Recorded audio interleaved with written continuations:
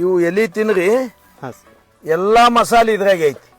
ಈ ಎಲೆದಾಗ ಎಲ್ಲ ಲವಂಗ, ದಾಲ್ಚಿನ್ನಿ, ಏನಂತೀರಲ್ಲ ಎಲ್ಲ ಇದ್ರೊಳಗೆ ಐತಿ. ಈಗ ತಿನ್ರಿ ನೀವು. ಸರ್ವ ಸಾಂಬಾರ ಮಸಾಲ ತಿನ್ರಿ. ಎಷ್ಟು ಸರಳ ಆತ ನೋಡ್ರಿ ನೀವು ಗಂಟ್ಲ.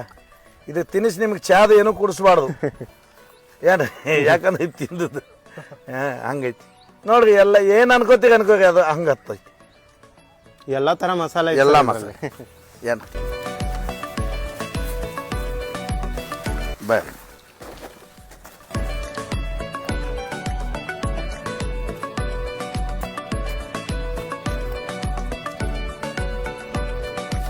ಶಿರ್ಸೆ ಯಾಕೆ ಬಂದ?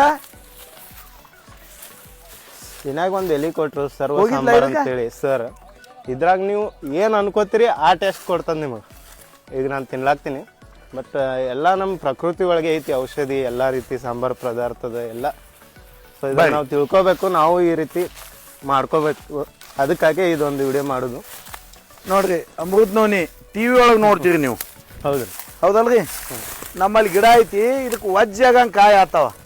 ಭಾಳ ಅಂದ್ರೆ ಭಾಳ ಕಾಯಿ ಆಗ್ಲಿಕತ್ತಿದ್ದು. ಏನೈತಿ ಅನ್ ಒಮ್ಮೆ ಗಿಡ ಒಣಗಿ ಹೋಯ್ತ್ರಿ.